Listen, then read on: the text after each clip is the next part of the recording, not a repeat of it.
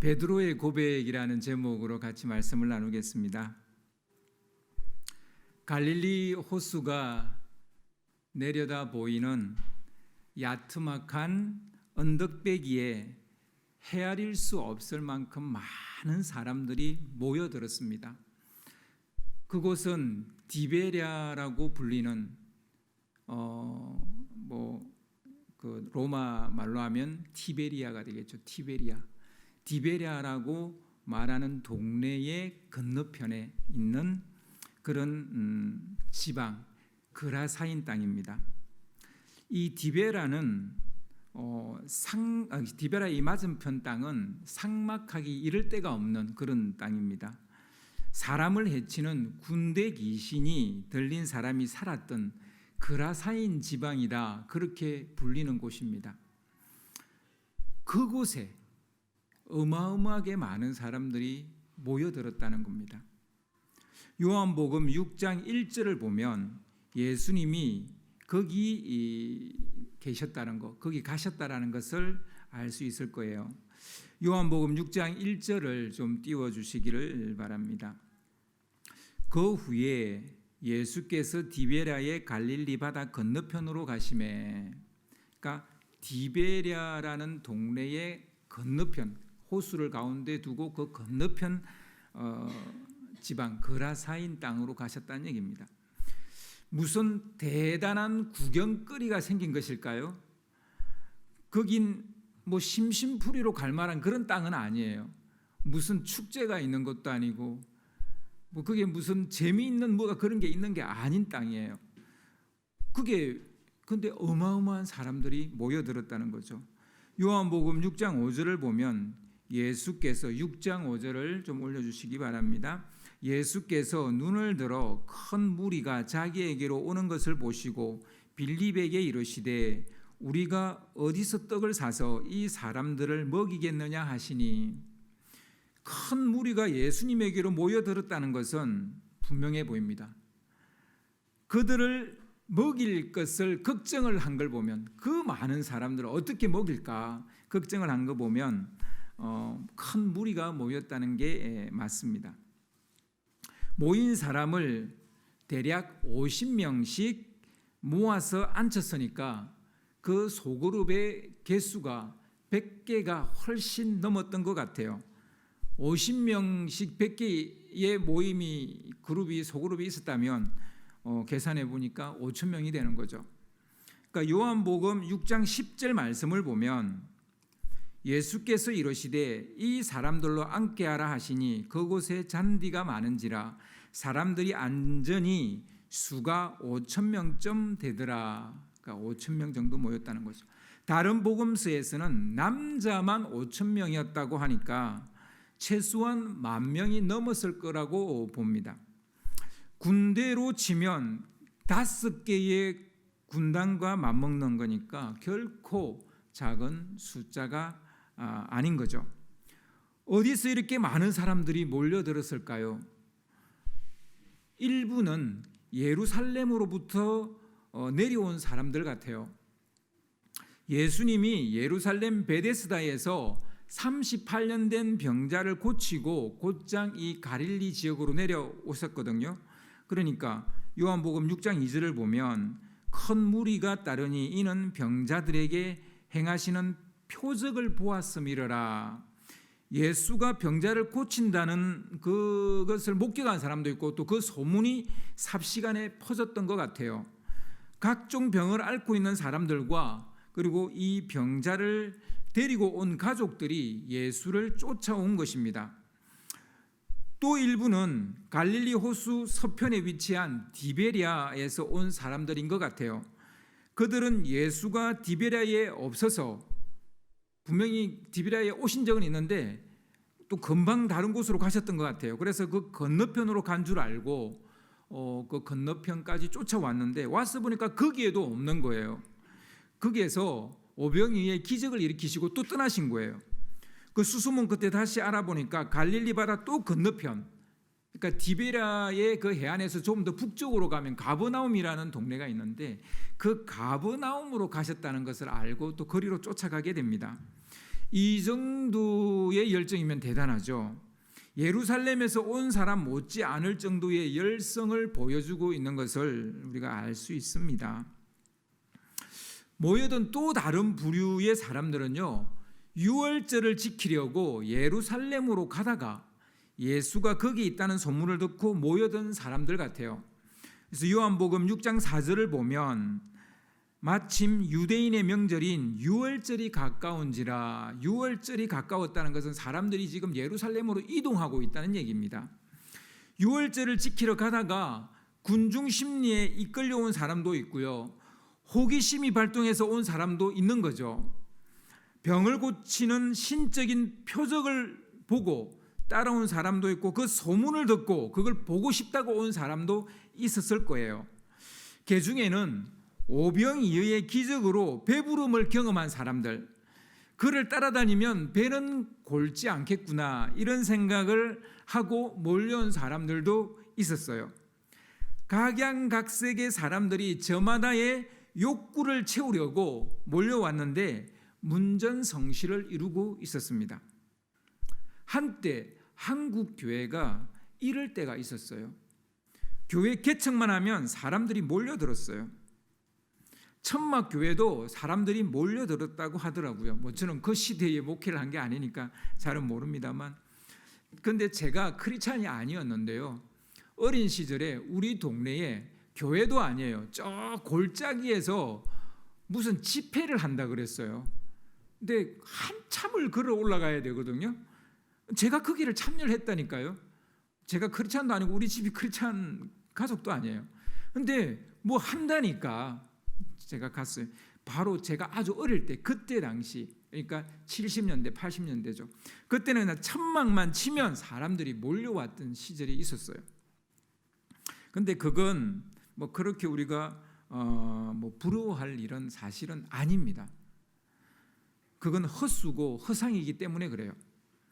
오늘 말씀을 보면 예수님도 헛수와 허상을 겪게 됐다라는 것을 볼 수 있습니다. 그 많던 사람들이 갑자기 예수를 떠나버리는 기이한 현상이 일어납니다. 몰려온 것도 기이한 현상이지만 또 갑자기 막 떠나버린 것도 기이한 현상이죠.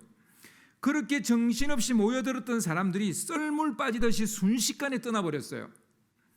요한복음 6장 66절을 보면 그때부터 그의 제자 중에서 많은 사람이 떠나가고 다시 그와 함께 다니지 아니하더라. 얼마나 떠났을까요? 거의 다 떠났다고 보아야 할 것 같아요. 그 많던 사람들이 다 떠난 후에 예수님이 제자들에게 이렇게 물었어요. 요한복음 6장 67절을 보면 예수께서 12 제자에게 이르시되 너희도 가려느냐? 제자들만 남지 않았다면 이렇게 묻지 않았겠죠. 그러니까 제자만 남겨두고 다 떠난 거예요. 그러니까 그 제자들에게 너희도 떠나려고 하느냐? 이렇게 묻는 거예요. 12 제자만 남았다는 얘기예요. 그 10,000명이나 되는 사람 다 어디로 가버렸을까요? 그런데 이 말씀에 더 심각한 건 제자들도 마음이 심하게 흔들렸다는 거예요.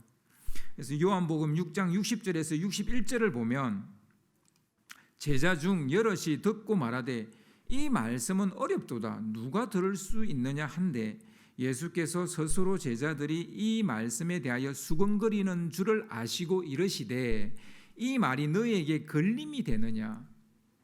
그러니까 무슨 말씀을 들었는데 그 말이 이해가 안 되니까 막 우리도 그냥 떠날까? 뭐 이렇게 된 거예요.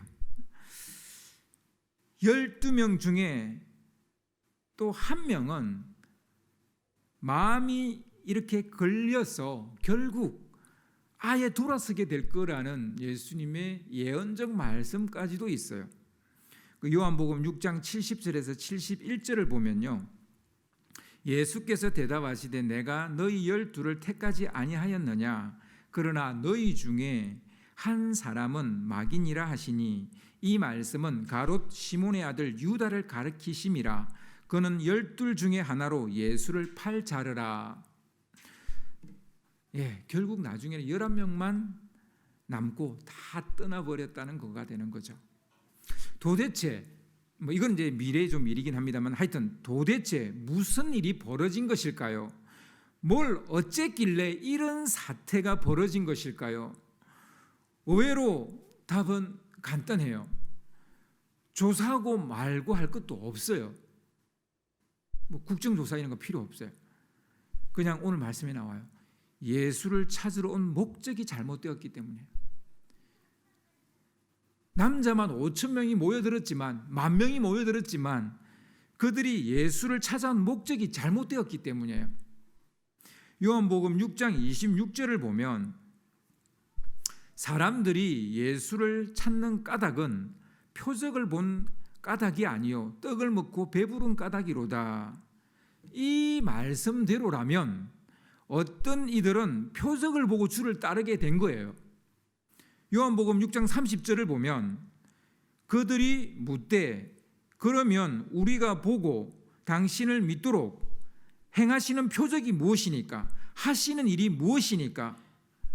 우리가 믿을 수 있도록 표적이나 기적을 보여달라는 거예요. 유대인들이 그렇게 말하는 거예요. 우리 조상들은 광야에서 만나를 먹게 되었는데 이는 하나님이 그 백성을 먹이시고 입히신다는 것을 보여주는 표적이었다는 거예요. 뭐 틀린 말은 아니죠. 만나를 내려주신 하나님께서 만나를 내려주신 것은 하나님이 스스로 하나님 되심을 증명하는 표적이었다는 거예요. 그러니까 당신도 예수님 당신도 표적을 보여달라는 거예요. 표적만 따라다니는 사람들이죠. 오늘날에도 이런 식으로 표적을 구하는 자들이 많습니다. 하지만 이런 믿음은 한계가 있어요. 경험해야만 믿겠다는 것인데 이걸 과연 믿음이라고 할 수 있겠습니까? 믿음은 그런 게 아니잖아요. 히브리서 11장 1절 말씀처럼 믿음은 바라는 것들의 실상이고 그러니까 바라는 것입니다. 이루어진 것이 아니라 바라는, 그리고 보이지 않는 것들의 증거입니다. 이게 믿음이에요. 그런데 경험해야만, 표적을 봐야만 믿겠다는 것, 경험주의자이지 믿음의 사람은 아닌 거죠. 하지만 우리가 간과하지 말아야 할 것이 있어요. 그나마 표적을 구했다는 것은 영적인 갈망이 있었다는 겁니다. 그래도 이들은 영적 갈망은 있었어요. 표적이라도 보여주면 믿겠다는 거예요. 물론 표적을 구하는 영적 갈망은 표적이 없으면 연기처럼 사라지게 되는 게 흠이고 약점이죠. 혹 표적을 보여줘야만 믿겠다는 신앙을 가지고 있습니까? 오래 가지 못할 겁니다. 뭐 제가 예언을 하겠습니다. 오래 가지 못할 겁니다. 예수를 찾는 사람들의 또 다른 목적은요, 배부름 때문이에요. 배부름. 예수님은 배부름 때문에 예수를 찾는 이들에게 뼈 때리는 말씀을 하십니다. 일침을 놓는 얘기를 하시는데요. 요한복음 6장 27절을 보면 썩을 양식을 위하여 일하지 말고 영생하도록 있는 양식을 위하여 하라. 이 양식은 인자가 너에게 주리니 인자는 아버지 하나님께서 인치신 자니라. 예수님은 양식에는 두 종류의 양식이 있다고 말해요. 썩을 양식과 영생하도록 있는 양식이 있다는 겁니다. 썩을 양식과 영생하도록 있는 양식. 썩을 양식은 육의 일을 말하고요. 영생하도록 있는 양식은 하나님의 일을 말합니다. 뭐 제가 굳이 설명할 필요도 없어요. 여러분 죽으면요, 육의 모든 일들은 아무 소용이 없어요. 우리가 뭐 제사상에 뭐 밥도 올리고 생선도 올리고 뭐 제육볶음도 올리고 과일도 올리지만 그걸 먹지 못해요. 아무 소용없는 거예요. 그냥 우리 민족이 부모를 공경한다는 표현일 뿐이지 그게 뭐 무슨 죽은 사람이 와서 먹는 것도 아니죠. 그러니까 그래서 이런 것들은 썩을 양식인 거예요. 그러나 영생하도록 있는 양식이 있어요. 이건 하나님의 말씀이죠. 그리고 예수님이시죠. 하나님의 일, 영생하도록 있는 양식은 하나님의 일이라고 예수님이 말씀하시는데요. 하나님의 일이 뭘 가리키는 것일까요? 요한복음 6장 29절을 보면요. 예수께서 대답하여 이르시되 하나님께서 보내신 이를 믿는 것이 하나님의 일이니라 하시니라. 하나님께서 보내신 이는 예수님을 가리킵니다. 예수를 믿는 것이 하나님의 일이고 영생을 얻는 양식이라는 겁니다. 우리 자꾸 많은 사람들이 영의 일이 무엇입니까? 하나님의 일이 무엇입니까? 라고 묻는데요. 예수님을 믿는 거예요. 예수님을 믿는 것. 그게 하나님의 일이고 영의 일이에요. 영의 또 양식이고요. 우리는 이것을 놓칠 때가 많습니다. 하나님께서 보내신 그 예수님을 이 믿는 것들을 놓칠 때가 많아요. 잘하고 있다고 생각하지만 우리는 순간순간 예수님을 믿지 않아요. 예수를 믿는 것, 이것이 하나님의 일이고 영생을 얻는 양식이라는 것을 꼭 기억하시기 바랍니다. 사실 육체를 가지고 있는 이상해야 육적 갈망이 나쁜 것도 아니고 죄도 아니에요. 배고픔은 정상적인 욕구이고 자연스러운 욕구예요. 하나님께서 우리를 그렇게 만드셨어요. 그러니까 이거는 창조적인 하나님의 창조적 현상인 것이지 우리가 무슨 딴 마음을 품고 이런 욕구가 생기는 게 아니에요. 배고픈 것은 하나님이 그렇게 만드신 거예요. 그런데 배고픔에는 여러 종류가 있는 거죠. 사랑에 대한 배고픔도 있고요, 지식에 대한 배고픔도 있고요, 문화나 오락에 대한 배고픔 등등 이런 것들이 있습니다. 우리 아이들이 이태원에 간 것이 잘못은 아니죠. 우리는 오락과 즐거움에 대한 배고픔이 있어요.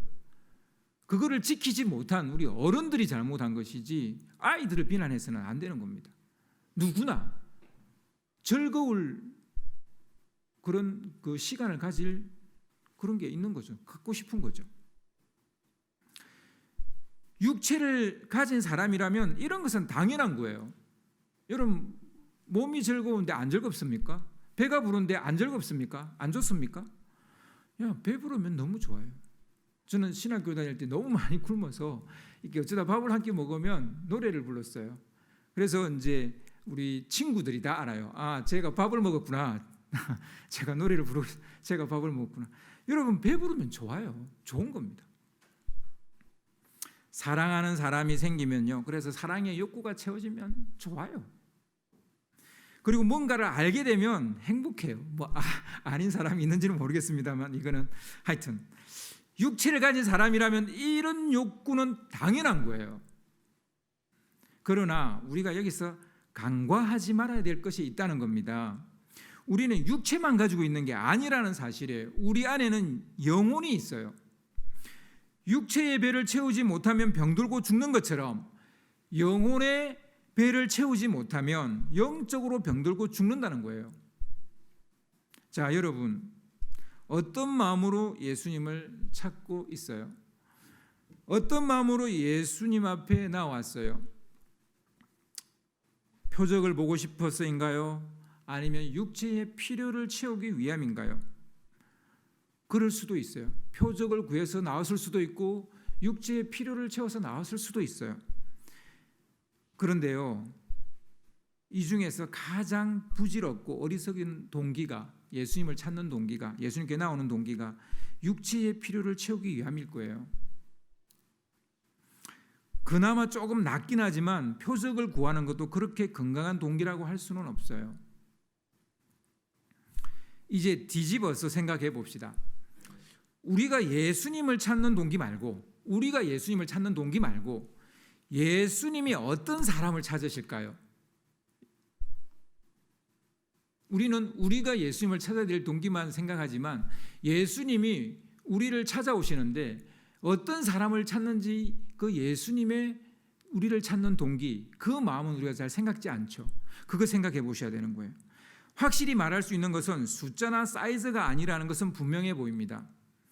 우리는 숫자는 정확한 것이라고 배워요. 여러분 다 수학 배웠잖아요. 숫자는 정확한 것이라고 배워요. 하지만 숫자만큼 우리를 철저하게 속이고 있는 것도 없어요. 우리는 숫자에 속아요. 우리는 숫자 때문에 안심하기도 하고요. 숫자 때문에 방심하기도 해요. 우리는 숫자 때문에 억울해하기도 하고 또 만족해하기도 해요. 우리는 숫자 때문에 웃기도 하고 숫자 때문에 울기도 해요. 우리는 숫자 때문에 자부심을 가지기도 하고 자기 비하를 하기도 해요. 숫자에 놀아나는 존재, 그게 사람이에요. 그 숫자가 뭔데?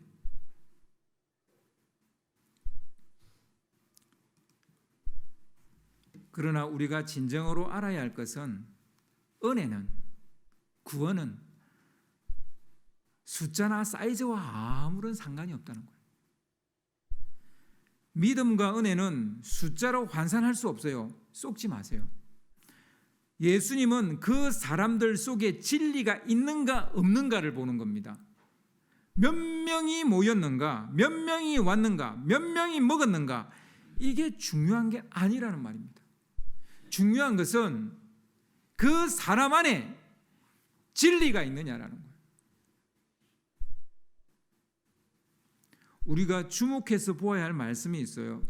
요한복음 6장 37절을 보면, 요한복음 6장 37절, 아버지께서 내게 주시는 자는 다 내게로 올 것이요 내게 오는 자는 내가 결코 내쫓지 아니하리라. 하나님 아버지께서 아들 예수에게 준 자만이 예수님을 믿을 수 있다는 말이에요. 굉장히 중요한 말이에요. 굉장히 중요한 말. 분명 예수님은 한 사람도 잃는 것을 원치 않아요. 그러나 그것이 에브리바디가 아니라는 거예요. 하나님이 아들에게 준 자만을 잃지 않겠다는 거예요. 그들은 절대로 잃지 않겠다는 거예요. 그들은 결코 내쫓지 않겠다는 거예요. 그러니까 하나님이 준 자들만, 그들은 마지막 날에 다시 살리는 것이 예수님의 목표예요. 아버지가 아들에게 준 자는 하나도 잃지 않고 마지막 날에 살리는 것, 이게 예수님의 목표예요. 온 인류를 구원한다? 아닌 것 같아요. 아닌 것 같아요. 이것이 예수님이 이 땅에 오신 목적이고요. 예수님뿐만 아니라 하나님 아버지의 뜻이기도 하다는 거예요. 요한복음 6장 40절을 보면 그렇다는 것을 선명하게 알 수 있어요. 내 아버지의 뜻은 아들을 보고 믿는 자마다 영생을 얻는 이것이니 마지막 날에 내가 이를 다시 살리리라 하시니라. 아들을 보고 믿는 자만 영생을 얻게 할 것이라는 겁니다. 모든 인류를 구원한다? 아니에요. 아들을 믿는 자만 구원하겠다는 거예요. 예수님에게 표적을 보여달라는 유대인들에게 자신이 하늘에서 내려온 떡이라고 하니까 그들이 수근수근거렸습니다. 예수님 자신이 생명의 떡이라고 말하는 거예요. 이 말은 예수님 자신이 표적이라는 거죠. 내가 표적이라는 거예요. 표적을 보여달라니까 내가 표적이야, 이렇게 말씀하시는 거예요. 하루가 지나면 썩고 사라지는 만나가 아니라 썩지도 않고 영원히 사라지지도 않는 만나가 바로 예수님 자신이라는 거예요. 우리는 이것을 믿는 사람들입니다. 아멘. 우리는 예수님이 하늘에서 온 떡이라는 것, 생명의 떡이라는 것을 믿는 사람이에요. 성찬식은 예수님의 살을 먹고 피를 마시는 상징적인 외식입니다. 이걸 왜 합니까? 저희 교회는 한 달에 한 번 해요. 첫 주에 해요. 그러나 초대교회 때는 매주 모일 때마다 했어요. 왜 초대교회는 성찬식을 매주 했을까요? 일단 그들에게 시간이 많았어요. 우리 현대인들은 시간이 쫓겨서 시간이 많지 않으니까. 그들은 아침부터 교회 오면 거의 저녁 때까지 교회에 있다가 그러고 가는 거예요. 시간이 너무 많으니까 성찬식도 하고 말씀도 듣고 성경 공부도 하고 찬양도 하고 그리고 막 교제도 나누고 막 시간이 많았어요. 하지만 이걸 한 거는요, 그것이 중요하기 때문에, 성찬식이 중요하기 때문에.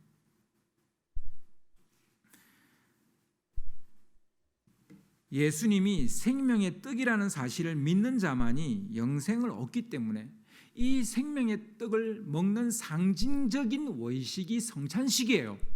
그러니까 이것을 먹으면서 내가 또 되새기는 거예요. 나는 생명의 떡을 먹고 있어. 즉 예수님이 내 안에 거하시고 내가 예수님 안에 거하는 거야. 이걸 확인하는 거예요. 그게 성찬식이에요. 요한복음 6장 54절 55절을 보면 내 살을 먹고 내 피를 마시는 자는 영생을 가졌고 마지막 날에 내가 그를 다시 살리리니 내 살은 참된 양식이요 내 피는 참된 음료로다. 아멘. 앞에서 말했듯이 제자들도 이 말씀을 이해하지 못했어요. 막 떠나려고 그래요. 이 말을 하니까 뭐 자기 살을 먹고 자기 피를 마시라고 그러니까 이게 이해가 안 돼가지고 막 제자들도 막 수군거렸어요. 이게 무슨 말이야 도대체? 이해 못하는 것도 당연해요. 영적인 것을 육적인 것으로 이해할 수 없기 때문이죠. 요한복음 6장 63절을 보면 살리는 것은 영이니 육은 무익하니라. 내가 너에게 이르는 말은 영이요 생명이라. 이것은 생명에 관한 얘기예요. 그 영생에 관한 얘기예요. 이것은 영에 관한 얘기예요. 제자들이 이해하지 못할 정도였으니까 다른 제자나 무리들이 이해하지 못한 것은 너무나 당연했어요. 그들이 떠나간 것은 바로 이 이야기 때문이에요. 내 살과 피를 먹으라니까 사람들이 다 떠나갔어요. 뭐 식인종이 되라는 얘기야? 그거 다 떠나간 거예요. 제자들도 떠나가려고 그랬어요. 막 자기들끼리 이게 무슨 말이 도대체? 무슨 말인지 이해했어? 막 그러는 거예요.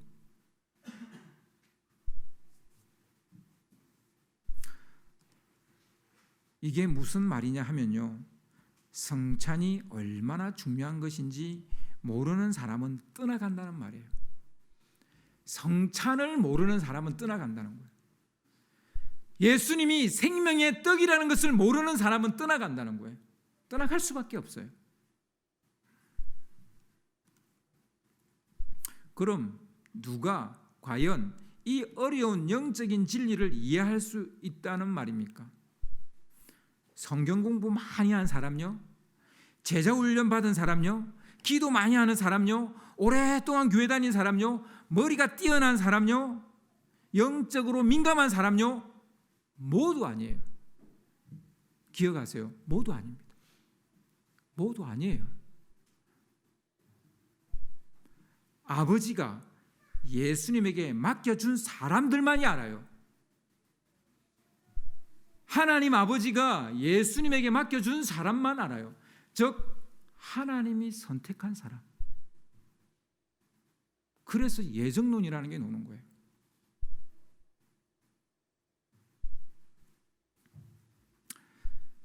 모든 예정론이 다 맞지 않을 수 있지는 몰라도 하나님은 당신의 사람을 당신이 선택하세요.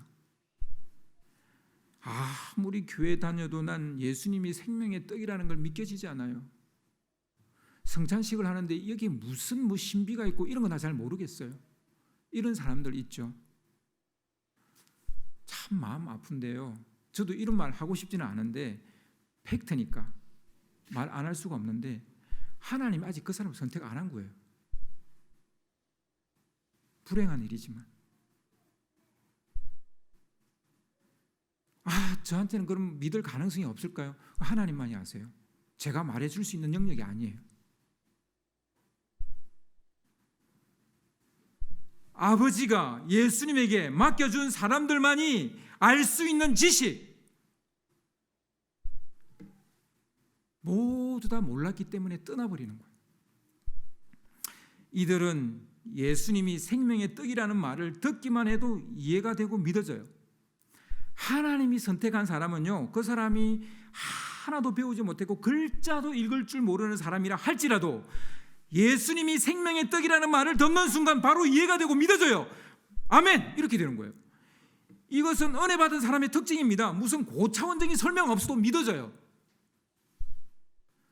저는 무슨 머리가 뛰어나서 예수님을 믿은 사람이 아니에요.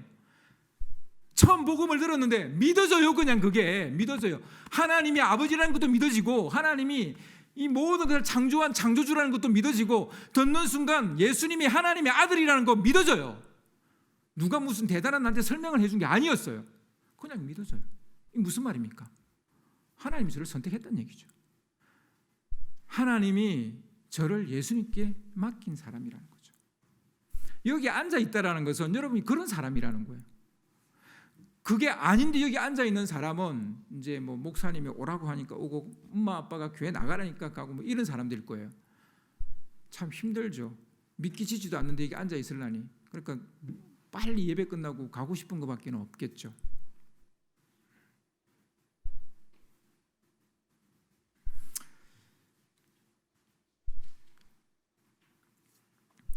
이들은 예수님이 하나님이 보내신 생명의 떡이라는 말만 들어도 대부분의 이 말씀을 이해할 수 있어요. 그냥 믿어져요. 그래서 믿음은 선의 은총이에요. 내가 뭔가 뭐 똑똑해서 믿는 거 아니에요. 내가 무슨 잘나서 믿는 거 아니에요. 그냥 믿어지는 거예요. 이거 하나님이 나에게 은혜를 베푸신 거예요. 믿을 마음을 주셨어요. 그래서 구원의 은혜를 받기 전에 하나님이 먼저 주신 은혜라 그래서 선행은총이라 그러는 거예요. 선행은총. 여러분 선행은총이 없으면 우리 믿음 안 생기는 거예요. 이 선행은총 안 생긴 사람한테 자꾸 막 이렇게 너무 또 이렇게 옆구리 찌르면 힘들죠. 그 사람도 힘들고 찌르는 사람도 힘들죠. 이런 은혜를 입은 대표적인 인물이 있습니다. 이런 선행은총을 입은 대표적인 인물이 있는데 그가 누구냐? 베드로예요. 요한복음 6장 68절 69절 말씀을 보시면요, 시몬 베드로가 대답하되 주여 영생의 말씀이 주께 있사오니 우리가 누구에게로 가오리까? 우리가 주는 하나님의 거룩하신 자이신 줄 믿고 알았사옵나이다. 깨달은 자의 고백이에요. 깨달은 자. 믿어지는 자의 고백이에요. 하나님이 선택한 자의 고백이에요. 물론 베드로가 똑똑해서 알게 된 것도 아니고 하나님의 은혜로 알게 된 거예요. 그렇죠? 너는 나를 누구라 생각하느냐? 살아계신 하나님의 아들이시고 그리스도이십니다. 그러니까 바요나 시몬은 내가 복이 있다. 이것을 너에게 알게 하신 이는 하나님이시라, 아버지시라 그랬어요. 베드로가 여러 번 고백을 하는데요, 그 모든 고백 속에는 하나님이 알게 하신 거예요. 뭐 예수님이 베드로에게 무슨 대단한 설명을 해주고 뭐 고차원적인 설명을 해주고 아니에요. 하나님이 알게 하셨어요. 선행은총인 거예요. 여러분, 예수가 하늘에서 내려온 생명의 떡이라는 걸 깨달았습니까? 이해했어요? 믿어져요? 아멘이 없네요. 다시 한번 물어볼게요. 깨달았어요? 이해했어요? 믿어져요? 아멘. 이해한 사람에게 나타나는 현상이 있어요. 이해한 사람에게 나타나는 현상. 어떤 상황 속에서도 주님을 떠나지 않는 거예요. 환난이나 시련이 닥쳐도 주님을 버리지 않는 거예요. 믿는 것이 자기 이익에 반하고 그로 인해서 억울한 일을 당해도 돌아서지 않는 거예요.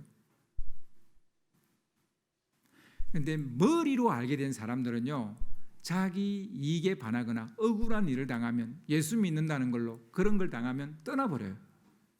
바로 이게 하나님이 선택한 사람과 내 의지로 예수를 믿는 사람과 차이입니다. 우리는 이 세상 모든 사람들을 구원시켜야 한다는 의무감에 빠질 가능성이 있어요.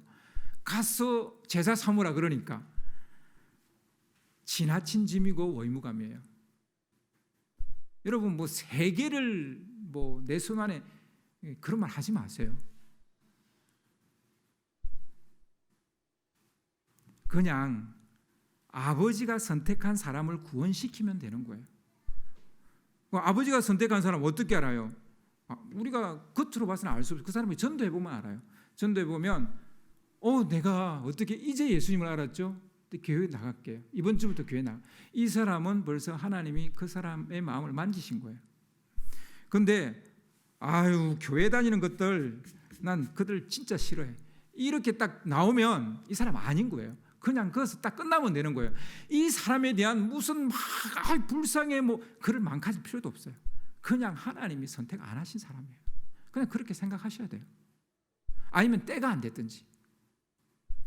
그래서요, 지나친 의무감 가지지 마세요. 그렇지만 시간이 기회가 주어질 때마다 때를 어떤지 얻지 못하든지 전도는 하세요. 그랬는데도 안 온다. 그럼 어쩔 수 없는 거예요.